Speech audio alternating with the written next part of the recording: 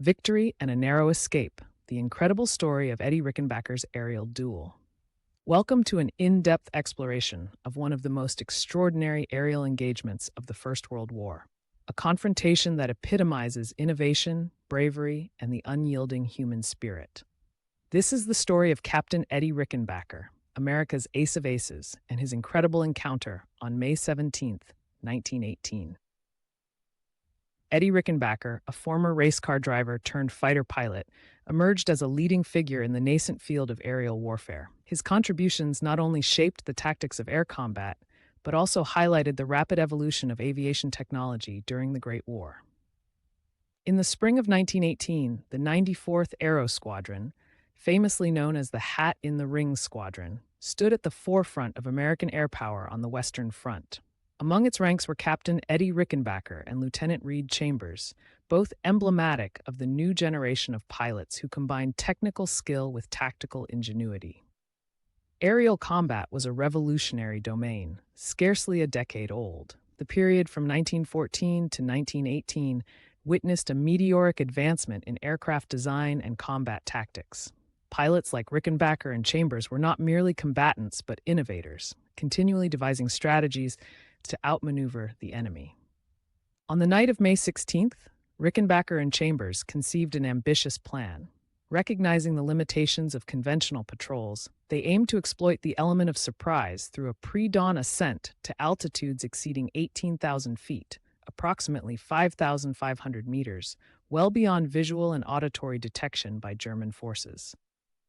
Their objective was to intercept German reconnaissance aircraft, specifically two-seater planes conducting photographic missions over Allied territory. Such aircraft were crucial to the enemy's intelligence-gathering efforts, and their interception could significantly impede German operations. At precisely 400 hours, the two pilots commenced their mission. Flying Nieuport 28s, single-seat fighters equipped with a 160-horsepower Gnome monosoupape rotary engine, they ascended into the frigid dawn. The climb to 18,000 feet was arduous. Temperatures at that altitude could reach minus 60 degrees Fahrenheit or minus 51 degrees Celsius, and oxygen scarcity posed physiological challenges. As they climbed, they navigated over key locations such as Toul, Commercy, and Nancy, maintaining stealth and scanning for any signs of enemy activity. Their anticipation was palpable. This innovative tactic held the promise of catching the enemy unawares. For over an hour, Rickenbacker and Chambers maintained their patrol, sweeping the skies in a coordinated pattern. Despite their strategic positioning and the optimal weather conditions, no German aircraft ventured into their sector. The tedium of the wait, coupled with the extreme cold, began to weigh on Rickenbacker. With fuel reserves diminishing, Nieuport 28s could carry approximately 29 gallons, 110 liters, of fuel, affording them around 2 hours of flight time. Rickenbacker contemplated the inefficacy of their plan. He pondered whether they were, metaphorically, fishing in a pond devoid of fish.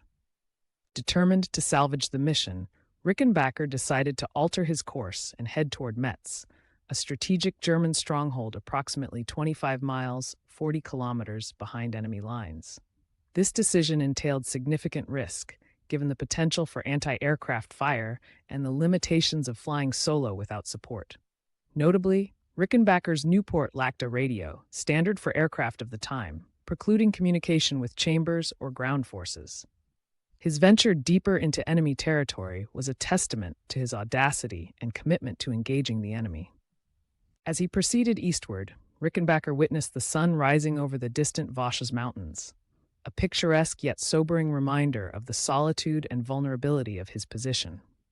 At an altitude of 20,000 feet, he remained beyond the effective range of German Archie anti-aircraft guns, which typically could reach up to 15,000 feet, 4,572 meters.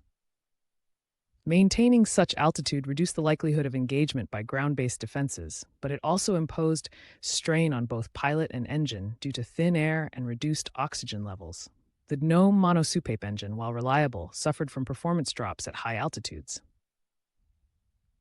Arriving over Metz, Rickenbacker observed the city's formidable defenses. Metz served as a critical logistics hub for the German army, with extensive rail networks facilitating troop and material movements to the front. However, without ordnance, his new port was not equipped for bombing. Rickenbacker could only conduct reconnaissance. Recognizing the limitations of his aircraft's capabilities, Rickenbacker elected to continue his search for enemy planes elsewhere, demonstrating a disciplined adherence to mission objectives over impulsive action. Approaching Thiaucourt, Rickenbacker identified activity at a German aerodrome. Observing through his binoculars, he saw 3 Albatros DVA fighters ascending, each powered by a 180-horsepower Mercedes D3A inline engine, capable of speeds up to 116 miles per hour, 187 kilometers per hour, and armed with twin 7.92mm LMG 08-15 machine guns. Engaging multiple Albatros fighters single-handedly was a perilous proposition. The Albatros DVA, though considered less maneuverable than the Nieuport 28, had advantages in durability and firepower. Employing tactical acumen, Rickenbacker climbed to a superior altitude and employed the element of surprise. By descending out of the sun, a classic attack position, he minimized his visibility to the enemy pilots, who were focused ahead and less likely to scan above. In aerial combat, possessing altitude confers potential energy, convertible to speed during a dive. Rickenbacker's maneuver exploited this principle, allowing him to close the gap rapidly while retaining maneuverability. As Rickenbacker initiated his attack, ground-based anti-aircraft units detected his presence, firing bursts that alerted the German pilots. Reacting to the Archie's black puffs of exploding shells, a standard signal of imminent danger, the enemy began evasive maneuvers. Commencing his dive at over 200 miles per hour, the Nieuport's terminal velocity in a controlled descent, Rickenbacker targeted the rearmost Albatros. The aircraft's structural integrity was tested at these speeds, particularly given the known issues with wing fabric detachment under high stress. Rickenbacker's sustained burst of machine gun fire found its mark. The German aircraft faltered, entering an uncontrolled descent. However, the extreme forces exerted during the dive resulted in catastrophic failure of the Nieuport's upper right wing. The fabric, critical for lift, peeled away, an all-too-common defect documented in field reports. The loss of wing fabric precipitated an aerodynamic imbalance, causing the aircraft to enter a right-hand spin. Specifically, an autorotative stall characterized by a helical descent path and rapid loss of altitude. Trapped in a deadly spiral from approximately 18,000 feet, Rickenbacker confronted the stark reality of his situation. The centrifugal forces and lack of control surfaces rendered standard recovery techniques ineffective. Pilots in such predicaments often experience temporal distortion and heightened cognitive activity, a surge of thoughts and memories as adrenaline floods the system. Rickenbacker's training and instinct honed over countless flight hours became his primary assets. Compounding his peril, the 2 remaining Albatros pilots continued their assault, firing upon his crippled plane, a ruthless but tactically sound action to ensure the elimination of an enemy asset. With altimeter readings plummeting, Rickenbacker executed an unorthodox maneuver. He reopened the throttle, increasing propeller-induced airflow over the tail surfaces. This adjustment, coupled with coordinated rudder input, generated sufficient aerodynamic forces to counteract the spin. Normally, spin recovery involves reducing throttle to prevent exacerbating the spin, but in this unique scenario, the increased airflow was essential due to the compromised wing structure. This counterintuitive action allowed partial restoration of control. Regaining a semblance of control, Rickenbacker set a course westward. Flying just above stalling speed to prevent structural stress, he remained vulnerable to ground fire. German anti-aircraft units, recognizing his plight, intensified their efforts. The likelihood of reaching Allied lines diminished with each passing moment. Yet, through deft piloting and an intimate understanding of his aircraft's capabilities, Rickenbacker evaded further damage. Crossing back into friendly territory, Rickenbacker aimed for his home aerodrome. Due to the compromised controls, he maintained full engine power during landing, an unconventional and hazardous approach. Ground crews watched in astonishment as he executed a controlled crash landing, skidding to a halt. Physically unscathed but mentally taxed, Rickenbacker immediately sought information about Reed Chambers, reflecting the profound camaraderie among pilots who daily faced life-and-death situations. Chambers soon returned, recounting his engagement with two Albatross fighters, the same that had pursued Rickenbacker. Miscommunication and the absence of visual contact had led each to believe the other had deviated from their plan. The incident underscored the necessity for advancements in aerial communication, a need that would drive post-war developments in radio technology for aircraft. The following day, French authorities confirmed the downed Albatross had crashed within Allied territory.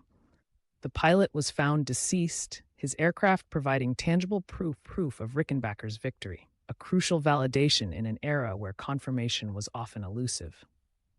Official recognition required corroboration, typically through physical evidence or witnessed accounts. Such confirmations contributed to a pilot's tally, with 5 victories needed to attain ace status, a measure of skill and psychological impact on the enemy. The ordeal prompted Rickenbacker to critically assess the Nieuport 28's design flaws. Acknowledging the inherent risks, he resolved to transition to more reliable aircraft, a decision echoed by many pilots and influencing procurement policies. The SPAD-13, equipped with a more powerful 220 horsepower Hispano-Suiza engine and improved structural integrity, would become Rickenbacker's preferred mount, enhancing his effectiveness and survivability in subsequent engagements. Eddie Rickenbacker's victory and narrow escape stands as a testament to the ingenuity and resilience of early aviators. His experiences not only enriched tactical doctrines, but also embodied the relentless pursuit of excellence. With 26 confirmed aerial victories by war's end, Rickenbacker became an enduring symbol of aerial prowess. His legacy extends beyond military accomplishments, influencing aviation advancements and inspiring future generations to push the boundaries of possibility.